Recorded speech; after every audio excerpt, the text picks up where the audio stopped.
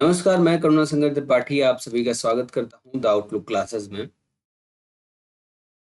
समय हम पढ़ रहे हैं एसएससी जीडी 2025 के एग्जाम्स के लिए।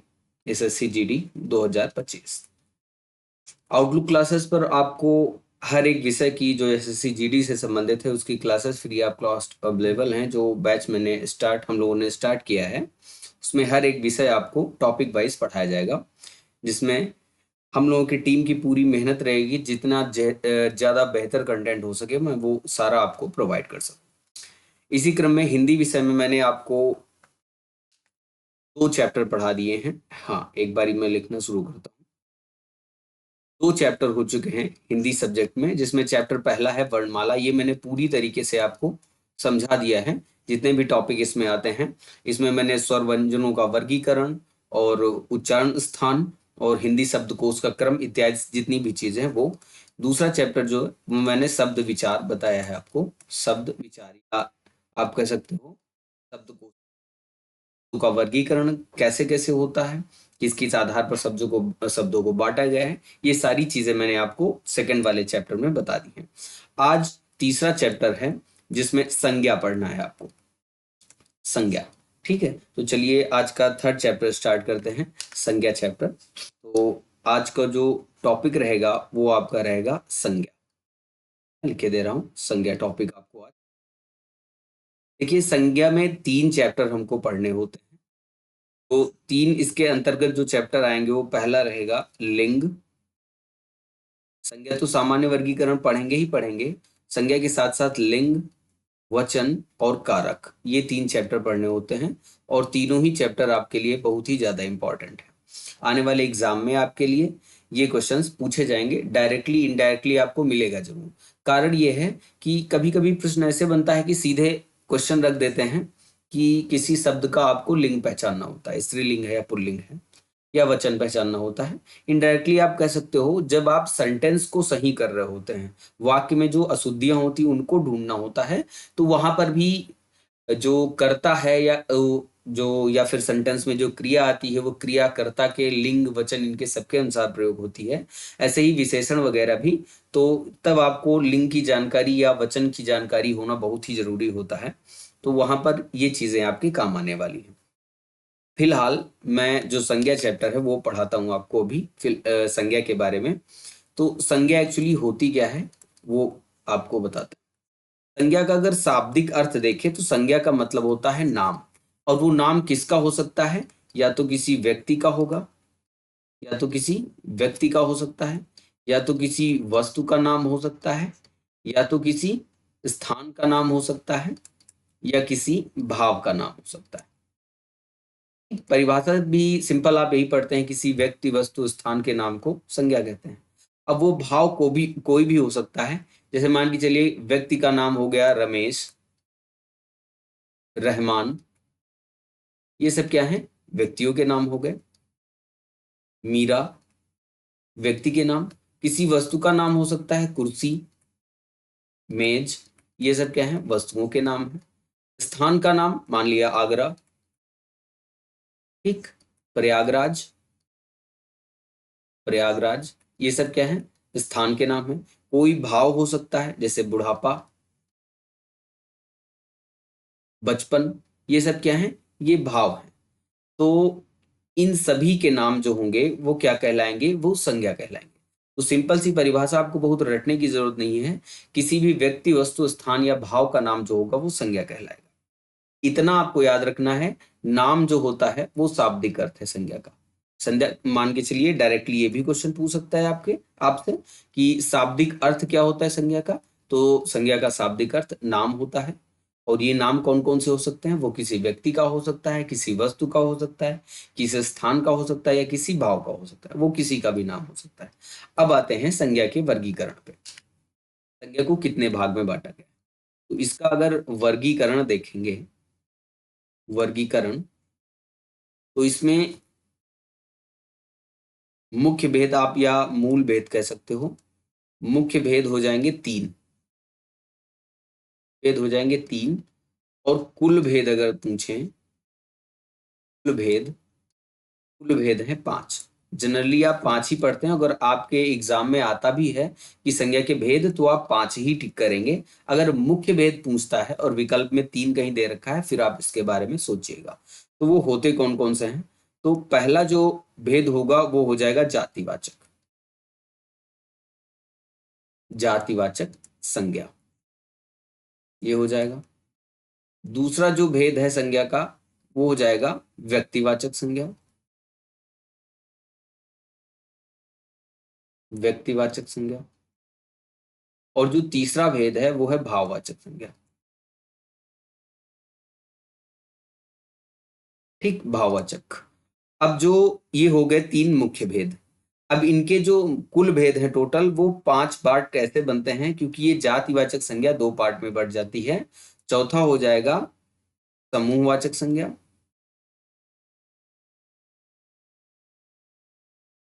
और पांचवा हो जाएगा द्रव्यवाचक।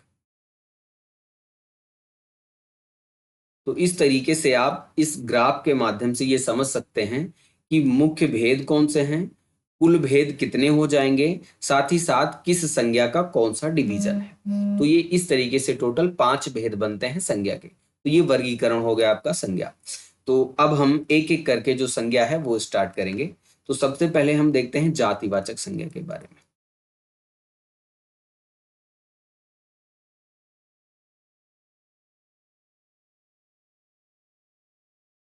ये होती है, इसमें ध्यान रखने वाली बात है कि जब एक ही प्रकार के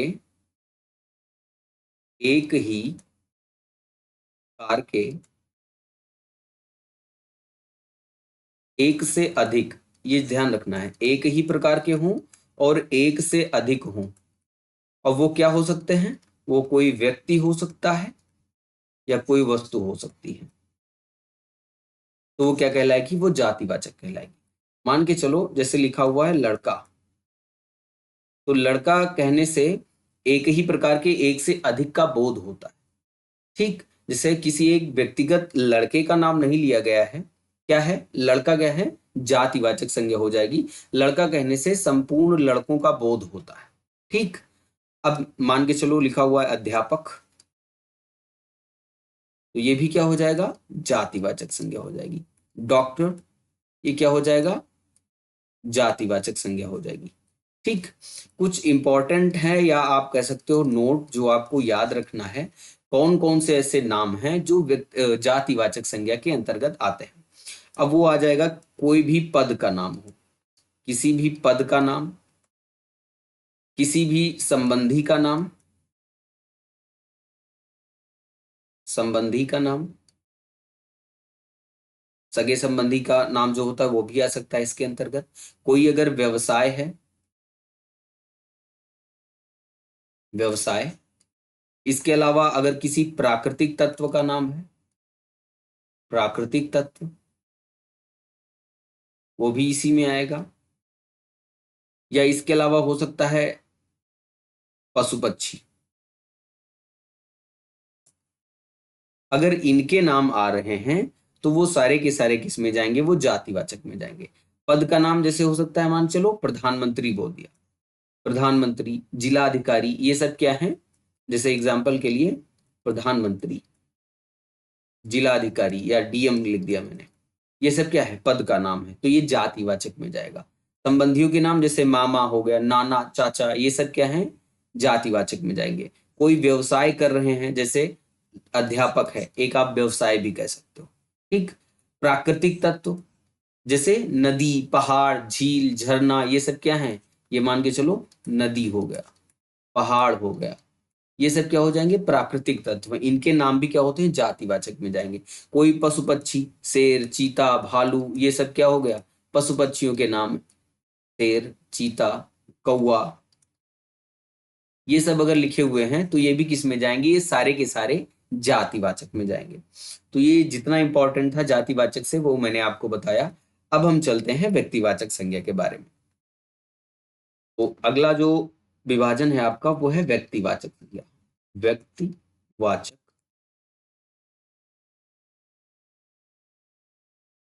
वहां आपने जातिवाचक में क्या देखा कि एक ही प्रकार के एक से अधिक है। मान के चलो कोई ये वस्तु है, 1 2 3 4 5, ये ऐसे मतलब एक से अधिक है, तो क्या है, वो जातिवाचक में जाएंगी।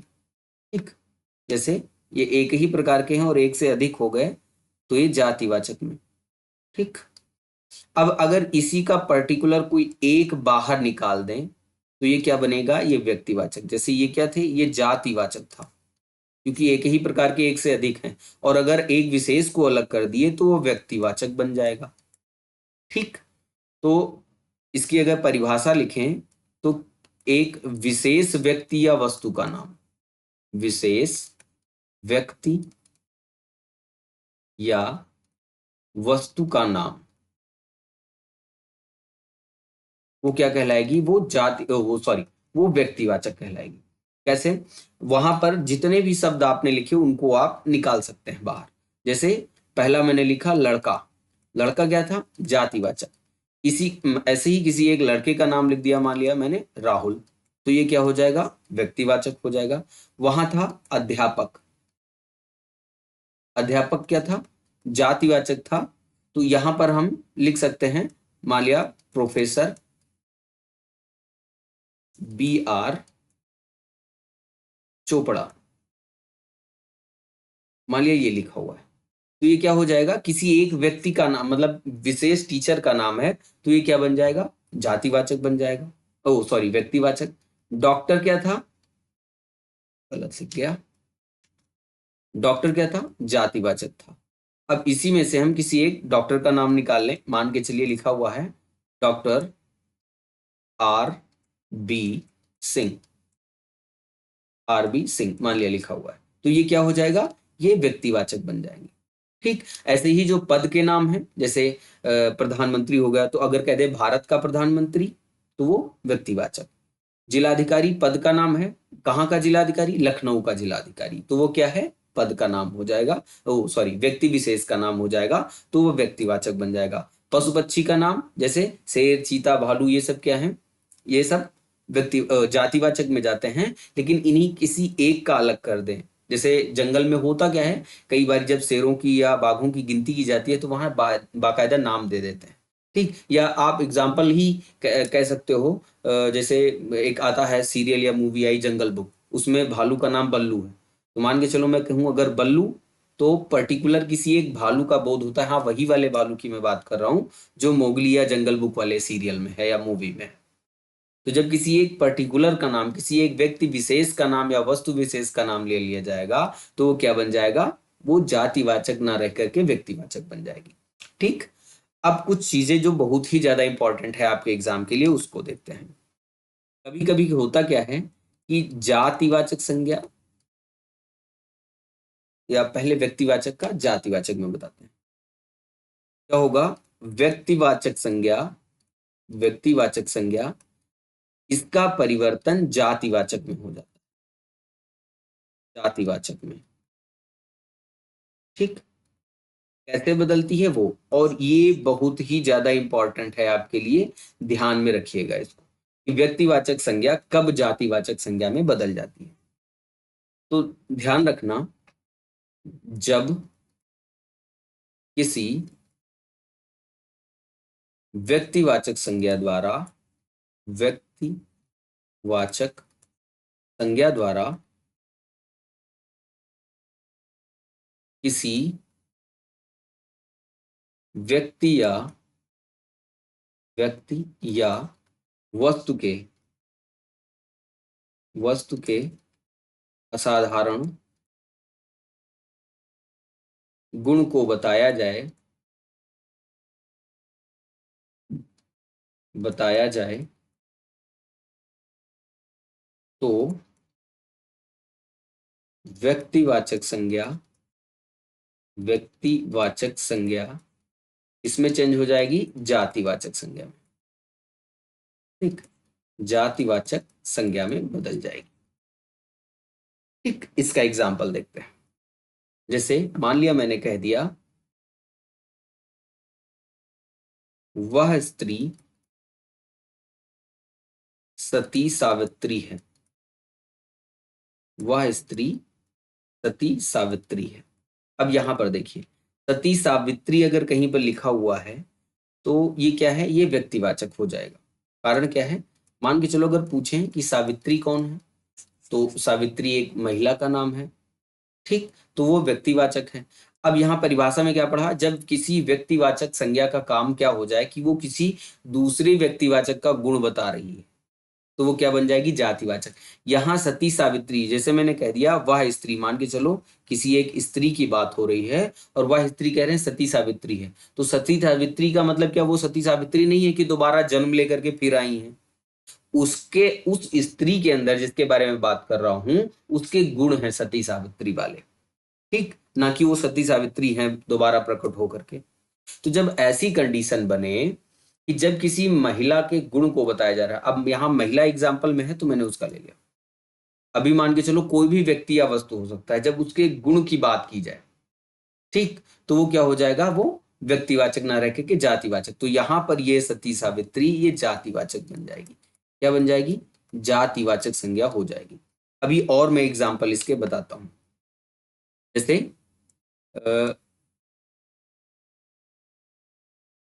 हिमेश, हिमेशी लिख गया,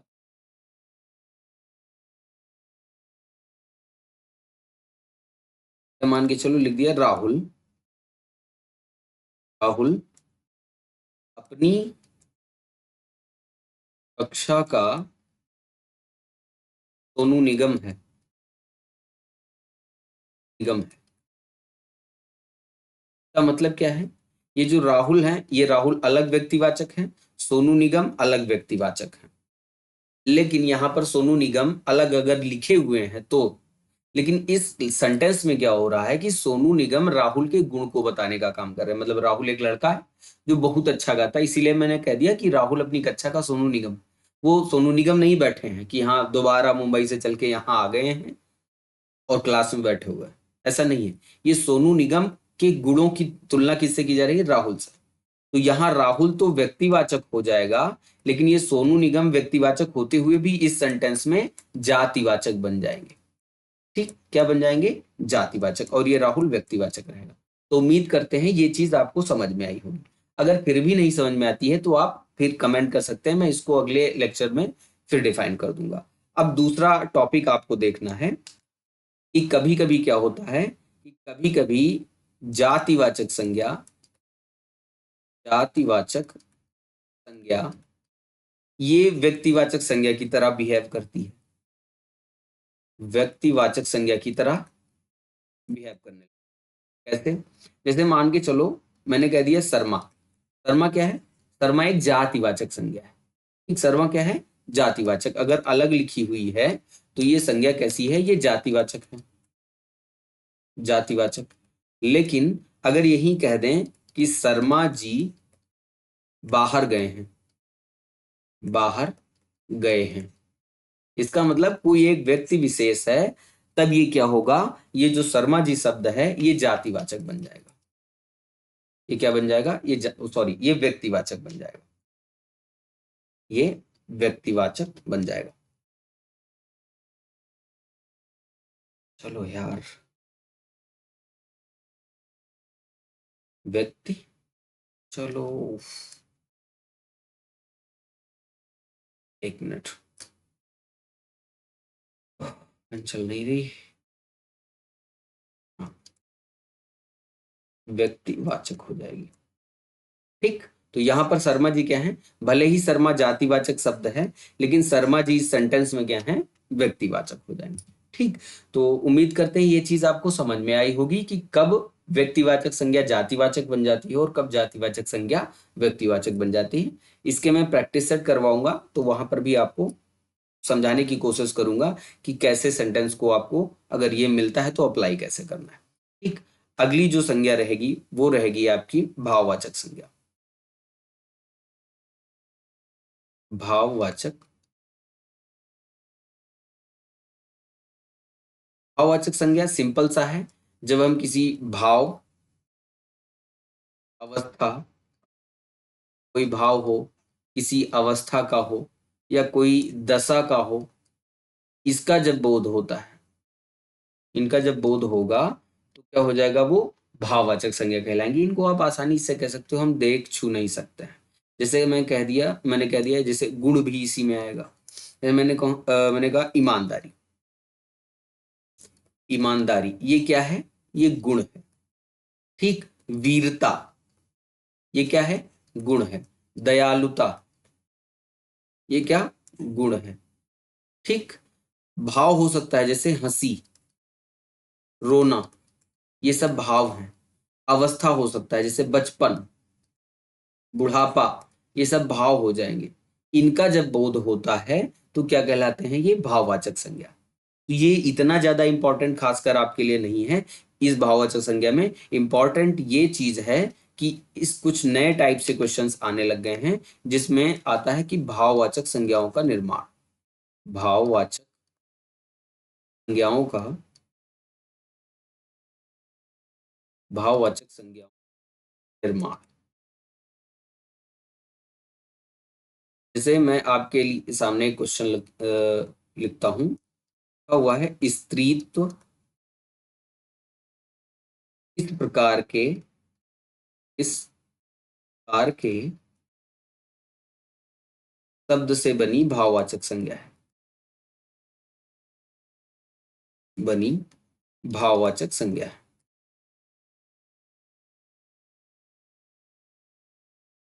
ये क्वेश्चन मान के चलिए आपके सामने लिखा हुआ है।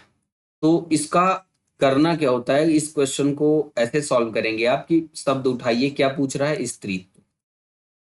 स्त्रीत्व का मूल शब्द क्या है? तो आप इसमें प्रत्यय लगा हुआ है, मूल शब्द क्या है? स्त्री। और स्त्री क्या है? स्त्री है जातिवाचक संज्ञा। स्त्री क्या है? जातिवाचक संज्ञा है। तो इस तरीके से आप इसको सॉल्व कर सकते हो कि स्त्रीत्व क्या है? एक किस प्रकार की संज्ञा से किस प्रकार के शब्द से बनी है? ये जातिवाचक। अब अगर हम कहें कि स्त्रीत्व शब्द जातिवाचक संज्ञा से बनी हुई भाववाचक संज्ञा है। ठीक। सॉल्व कैसे करना है? जैसे मैंने कहा सुंदरता किस प्रकार से बनी है? तो मूल शब्द क्या है? सुंदर। और सुंदर है विशेषण, तो ये विशेषण से बनी भाववाचक संज्ञा है। ठीक। तो कई बार होता क्या है कि कई प्रकार के शब्दों से ये भाववाचक संज्ञाएं बन जाती हैं। उसमें कई सारे शब्द आ सकते हैं जैसे विशेषण हो गया, जातिवाचक संज्ञा हो गई, व्यक्तिवाचक संज्ञा हो गई। ये सब क्या करेंगे? चलिए लिखे देते हैं। व्यक्तिवाचक संज्ञा से कैसे बन जाता है?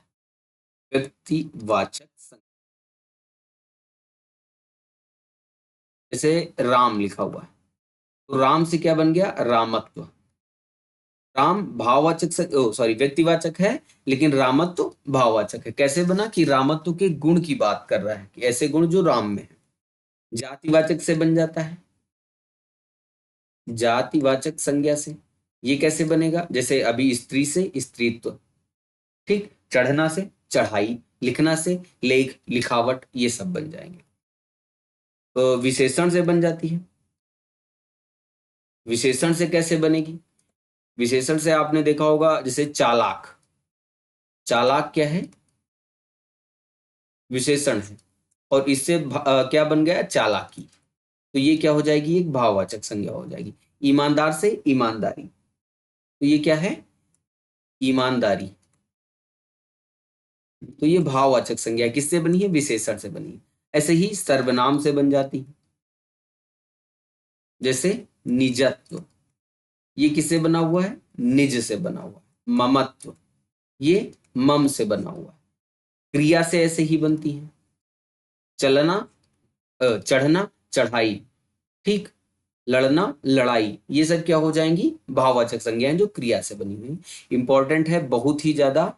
नहीं समझ में आया आप बिल्कुल कमेंट कर सकते हो, मैं आपको फिर से समझा दूंगा। ठीक। लेकिन ये आपके एग्जाम के नजरिए से बहुत ही ज्यादा इंपॉर्टेंट है। चलिए अगली संज्ञा देखते हैं। अगली संज्ञा है समूहवाचक। समूहवाचक संज्ञा, जिनसे समूहों का बोध होता है। ठीक है। एक ही प्रकार के व्यक्तियों वस्तुओं के समूह का बोध। जैसे सभा, सभा हो गया। समिति, संस्था, परिवार, ढेर, गट्ठर। ठीक। गुलदस्ता, सेना, ईटीसी। तो ये क्या है, ये क्या होगा, सभा, जैसे लोगों के कई जगह जगह लोग जब इकट्ठा होते हैं किसी वार्तालाप के लिए, उसको सभा बोलते हैं। किसी कार्य के लिए कोई समिति या संस्था बनाई जाती है, उसमें कई सारे सदस्य होते हैं। तो लोगों के या कार्य करने वाले लोगों की जो समूह होगी उसको समिति कहेंगे या संस्था कहेंगे। परिवार घर के लोगों का समूह होता है। ढेर अनाज वगैरह का ढेर हो गया। गट्ठर लकड़ी का। गुलदस्ता सेना। ठीक, तो ये सब क्या हो जाए, गुच्छा, ये सब, या फिर जैसे बोल दिया कुंज, छोटे छोटे पौधों का जो समूह होता है उसको कुंज बोलते हैं। तो ये सब क्या है, ये समूहवाचक संज्ञा हो जाएंगी। तो ये भी इंपॉर्टेंट है आपके लिए, डायरेक्टली वर्ड दे करके पूछता है कि ये किस प्रकार की संज्ञा है। अगली संज्ञा जो है वो है द्रव्यवाचक। द्रव्यवाचक, इसमें होता क्या है, इसमें माप तौल की वस्तुओं का बोध होता है। माप तौल वाली वस्तु,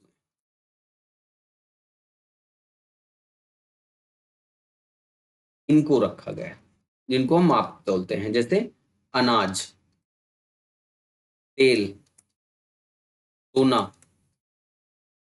घी, कोयला, मक्खन, ये सब क्या हो जाएंगी, ये द्रव्यवाचक में जाएंगी। ठीक, तो उम्मीद करते हैं ये संज्ञा चैप्टर आपको समझ में आया होगा। इंपॉर्टेंट चीज संज्ञा में आपके लिए ये है कि जो संज्ञा में परिवर्तन होता है वो बहुत ही ज्यादा इंपॉर्टेंट है आपके लिए। कुछ जो इंपॉर्टेंट पॉइंट है मैं वो आप बता दे रहा हूँ।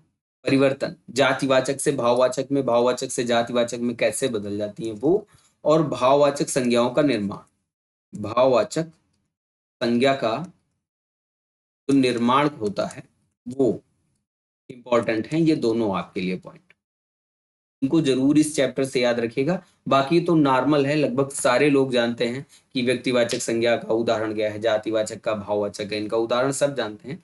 इंपॉर्टेंट ये है कि आप ध्यान रखें परिवर्तन कैसे होता है संज्ञाओं का, और भाववाचक संज्ञा का निर्माण कैसे होता है। इसको अगर आप जितना कवर कर ले जाएंगे उतना ज्यादा बेहतर होगा आपके लिए। कैसी रही क्लास, कमेंट करिएगा, बताइएगा। जितना हो सकता है इस टॉपिक से रिलेटेड वो सारा मैंने आपको बता दिया है। उम्मीद करते हैं आपको क्लास पसंद आई होगी। जुड़े रहिए हमारे साथ, और हमारी टीम, आउटलुक की टीम आपके साथ लगी हुई है, और जितना बेहतर कंटेंट हो सकता है हम लोग प्रोवाइड करेंगे आपको। कोशिश की जाएगी कि कोई भी बच्चा छूटने ना पाए। ठीक है, तो कैसी लगी क्लास ये जरूर बताइएगा। फिलहाल आप स्वस्थ रहिए, मस्त रहिए, पढ़ाई करती रहिए। आपको आने वाले एग्जाम के लिए बहुत बहुत शुभकामनाएं। मेहनत से लगे रहिए।